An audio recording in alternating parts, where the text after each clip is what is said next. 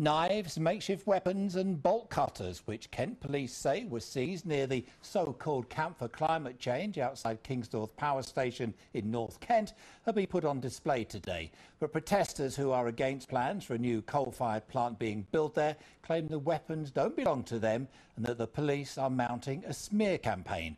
Our environment correspondent Mark Norman joins us live from the camp in Hoo.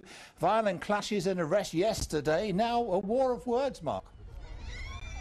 Yes, indeed, it's been another niggly day between protesters and police. In the last few minutes, the local MP, Bob Marshall-Andrews, has visited the site.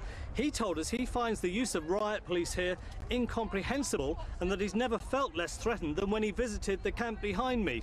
But as you say, the day began with a police press conference where they put on display some knives and some of the material they've confiscated from protesters here. An extraordinary array of items put on display by police who believe they indicate how a hardcore of camp protesters, they put the number at around 150 people, are intent on unlawful action. You see here what is a very small array of what we've recovered during the course of searches at Climate Camp. The property you see ranges from bolt croppers to knives to fence cutters. We don't want to stop food going into the site. We don't want to stop essential material going into the site.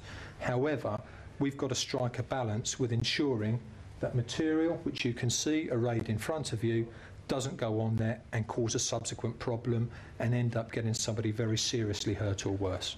However, the protesters say knives, a throwing star and a chain found in woods nearby last night are not connected to them in any way or the other items that were put on display, all of which, they admit, were confiscated from people at the camp and might be used for direct action protests.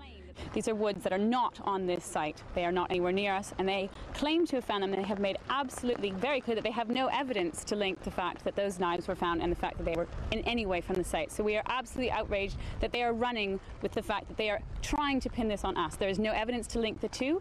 This is absolutely an outrageous attempt to have a smear on the climate camp, which they've been trying to do from day one. This was the scene yesterday. Medway residents staying on the site overnight were so upset and annoyed at the police that they now intend to make an official complaint. We saw some absolutely horrific use of force and indiscriminate use of pepper spray on people who were just protesting peacefully at what they thought was an unjust action by the vast hordes of riot police that were up at the entrance. And this is just day 2 of the protest designed to object to E.ON's plans to build a coal-fired power station at Kingsnorth.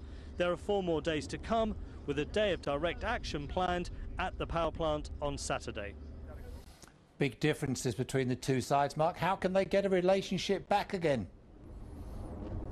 A difficult one, Jeff, I think, especially with the day of protest coming up on Saturday. People here talk about police harassment and political policing.